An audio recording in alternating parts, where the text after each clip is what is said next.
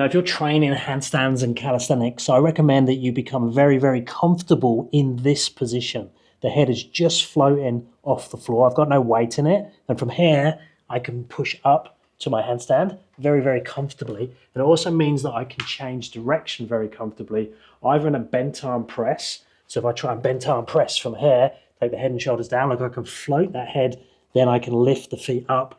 And I can either go up to handstand, or I could just go up and down there press-wise. So it's going to help you towards your press handstand in terms of understanding the weight shift up and over, and you can use that bent arm entry if you want to do that, if you're a bit more comfortable in that bent arm position than a straight arm press handstand, because I ideally will be able to press there in a straight arm position and also press here in this bent arm position. But it's more likely that it's going to be used in handstand push-up variations. Now, you might think it's only for people working those super advanced progressions or skills. It's not. If you're working the standard pike push-up like so, being able to hold or hover in this position is super important, because it's going to teach you to load the shoulders, the upper back, and start to work on that sweet spot, that balance point. It's going to make those next progressions much, much easier. Look, this position is very similar if I do a frog or crow position and I come down here, have the head just off the floor, and from there I can push up to my handstand. So again, I'm using that platform, that base, to add other movements around it. So how do we start conditioning it? Number one, we want to keep all the way out of the position and just play with the setup. So I'm going to externally rotate the hands. I'm going to take the head down towards the floor there. But look, I've got no weight hardly at all in my hands, definitely no weight in the head in that position, but I'm just getting the shoulders comfortable to create that triangle. So head in front and back again. I'm leaving all the weight behind in my legs. Now, once I'm comfortable with that, it looks like this from the front. So there, I'm going to slowly increase the load in the hands, in the shoulders. So I can come down to here. Now, I could try lifting the legs up into that position, or if I'm a little bit more conditioned, a bit more stronger in that position, I can start there and lower to it. This one's a little bit harder. And what you might need to do is go all the way down, kiss the head to the floor, and then put a little bit of weight into the floor like a headstand, then lower the knees back down. And slowly just condition the entry to the position. Once you have the position, you can then start to work on holds. So I could play there, hold there with a little bit of weight in the hands for around 10, 15 seconds.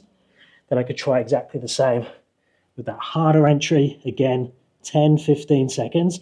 And a good number to get to is around 30 seconds time under tension per set if you're training it by itself. So we want to be thinking about maybe 3 repetitions of 10-second holds per set, equaling 30 seconds. That's just seen as a really good conditioning number to get to. Once you can comfortably do it and maybe hold a conversation while you're there, you can then make the position harder and drop back to more repetitions of less time. And you could integrate it in whatever you're training. So if you are training pike push-ups, we could come down to that bottom position, pause for a second, and then back again. And then you can just play with the tempo. So how long are you holding in that bottom position? You could lightly touch the head, just make sure you're not putting weight into it.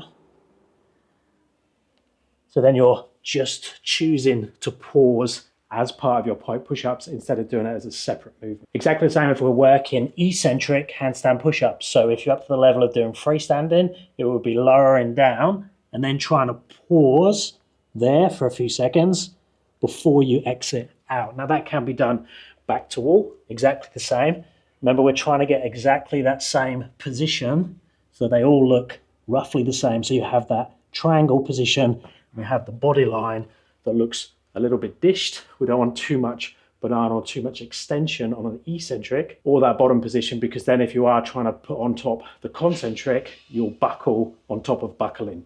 So if you come down more like this, and then when you try to push up, you might buckle even more and collapse. But if you hold in more of a hollow position like that, then when you come back up, if you buckle a little bit, it's not on top of already a buckled position, meaning that you'll probably make it up without bending in half. So when you are hanging out in that bottom position, try and make it as clean as possible. Same goes chest to wall. I can come down into that position here and hold there, and then exit out if I'm only working the eccentric to the hold. Same if I'm working the froggy crow position. There, head close to the floor and just hold. This is probably the easiest one to do where you are playing a bit with the balance. The chest to wall and the back to wall, you can try and have your toes light on the wall. So you're practicing that sweet spot, but what we're really aiming for is that float position. You know, those pike push-up floats here, that position there. And that changes a little bit when I have one leg up or when I take both legs up. But I'm still trying to get as much weight in the hands, the shoulders, the upper back. And it should feel like a float position, not like a catch position. So ideally we want to get into it with very little energy.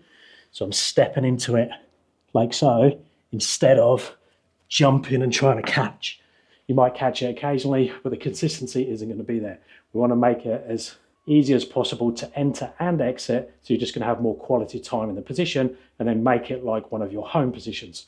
Your home positions is somewhere where you should be able to hang out. So like the handstand, eventually is to become a home position. So I can do something funky and then go back to it, and I can even rest here a little bit before I go into my next rep or finish the movement. Now, if you don't feel quite up to work in that position yet, you could still play with a very similar movement, the shoulder stand. Now, even though the shoulder stand is a deeper position, the head and shoulders come lower, it's actually a much easier position to balance because you're resting your torso against your upper arm, and also having your head and shoulders lower creates more of like an anchor position or counterbalance for the hips and the legs. And it's a lot more approachable, especially in a tuck position. So I can go into something like this, very controlled. I'm just practicing that bottom position. We're still creating the same triangle between the head and the hands. It's just we're deeper through, and the angle might change a little bit of the torso, but you should feel like you've got that control to go overbalance and underbalance. See, I'm changing the distance from my shoulders to my hands. So if you are working towards the handstands, the calisthenic skills, the handstand push-ups, the press handstand, even things like muscle-ups can be improved by understanding that body weight position and knowing how to seesaw the body up and down. Meaning the head and shoulders will go down, the hips and legs come up, and they counterbalance and work together. So like that snake through the rings on a muscle-up or on the bar. If you do need more help with your training, I have my courses that will help you target that specific skill. Or if you want the whole package, I have my full app. Links are down in the description. I'll speak to you guys in the next one.